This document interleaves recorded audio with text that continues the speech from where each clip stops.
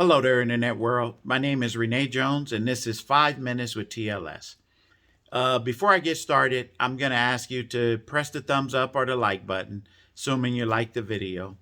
Share the content with whoever you think needs to hear this information within the supply chain and logistics arena, and also subscribe to the channel. I know I'm starting to ask people to subscribe a lot more now, but my first few videos I never did because didn't think it was relevant. But in order for us to build the channel, we obviously need people to subscribe and we need our videos to be liked. So I'm going to ask that of you, and hopefully you enjoy this information. Warehouse layout. Now, I don't have any catchy titles for this one, but you need to make sure you pay attention to how you lay out your warehouse or your distribution center. Many people will look at every rack being the same or adjusted to the same levels, and you'll have some little small pick area that'll be a little bit smaller, but a majority of the time, every rack or shelf within most organizations are adjusted to the same levels. If it's racking, it's going to be the same. It's going to be big enough to accommodate a pallet, which is whatever pallet size you typically bring in. If it's shelving, it's going to be big enough to accommodate a couple of boxes high, and that's it. That doesn't always make sense. Yes, it makes sense in some organizations or some warehouses, but in many warehouses, it does not. I walk through distribution centers and warehouses consistently, and one of the first things I say is there's a lot of dead space within within that particular warehouse. What I mean by dead space, there'll be a pallet position this wide, and there'll be a pallet sitting there that's only this high.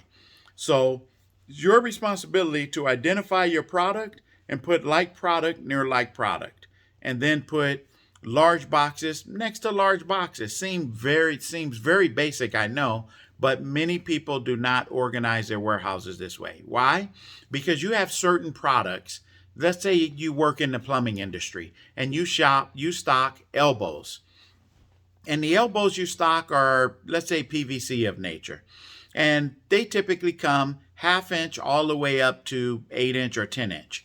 Then your rack is going to be large enough to accommodate an 8 inch elbow, which is going to be a fairly large elbow. But you're going to have next to it possibly a 1/2 inch elbow. That means if you don't stock enough of the 1/2 inch to accommodate the dead space that is actually there from the 8 inch elbow, then you're going to have a lot of dead space. Just because products are purchased together does not mean they need to be stocked together. Stock your product based on, obviously, demand and based on the cube of that product, which sometimes means your demand in that cube is going to break that product chain.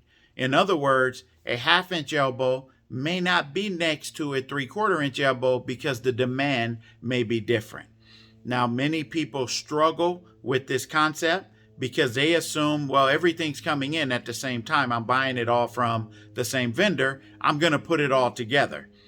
But that's not the most efficient way to stock that product, because that means if I have a huge demand for the 1/2 inch and I have a small demand for the 3/4 and the 1 inch and the 1.5 inches, and again, I'm making this up. This doesn't mean that this demand is realistic. But if that's the case, that means you're going to walk by the 1 inch, the 3/4 in order to get to the 1/2 inch. What should be next to the 1/2 inch is something else that has an equally high demand.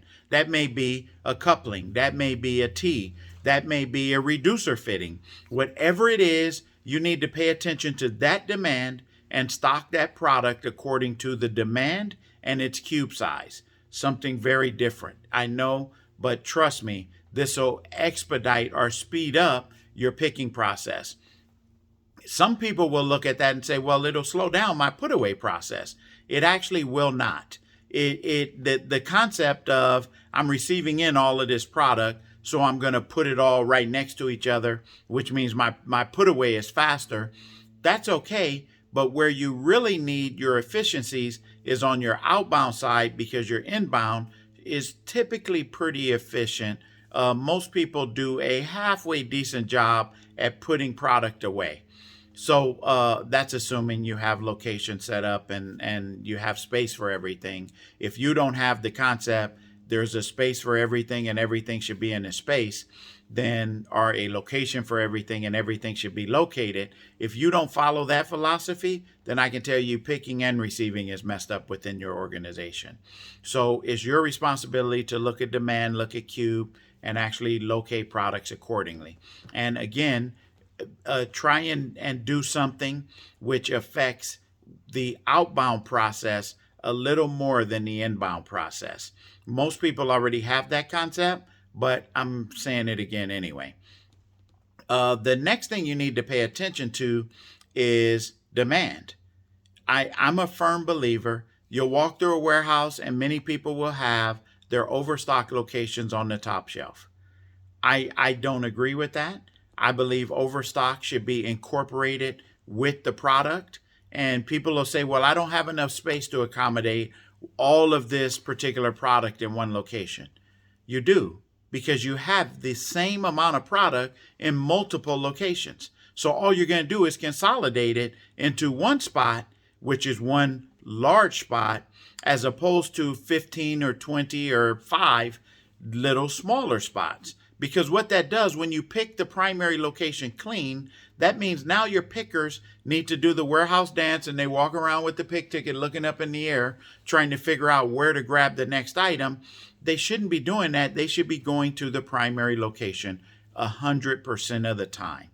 The only time that they should not go to the primary is for whatever reason there was an extremely large buy, which is a one-time thing. Yes, that is legitimate overstock.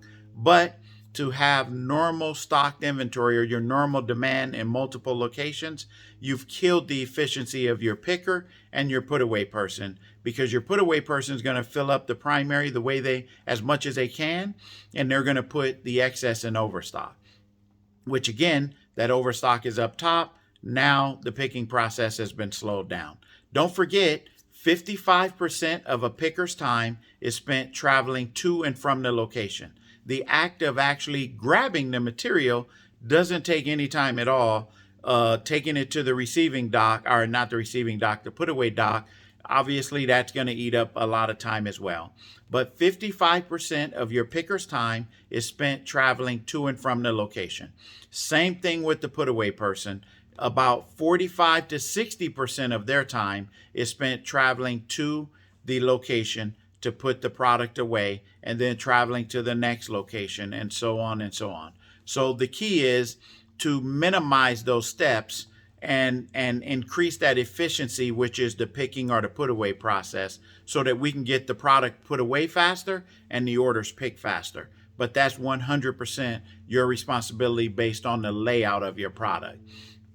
When you look at demand, your demand is probably, like most warehouses I've been in, I would say you have the Pareto principle, which is the 80-20 rule. I'm going to speak to that a little bit later in another video, but you have a majority of your fast-moving products, because the way you stock your overstock, not in prime pick locations.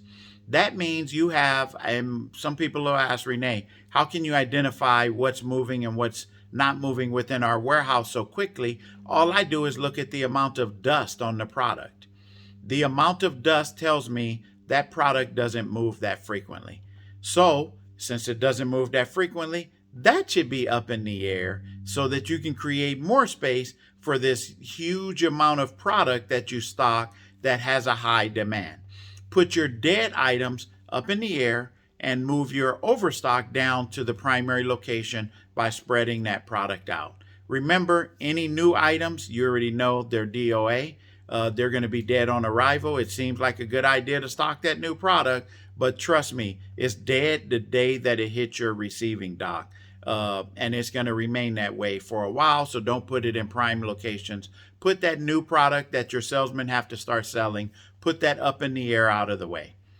Anyway, this was, I'm going to say, 10 minutes with TLS, and hopefully you enjoyed this. I hope you press the like button, hit the thumbs up, subscribe to the channel, and also share the video. If there's a topic you'd like to see me discuss, then send me an instant message. Put something in the comments of this video. We'll gladly do a little bit of research and discuss it during one of our next videos. But this was 10 Minutes with TLS, and I'll see you the next time. Have a great day.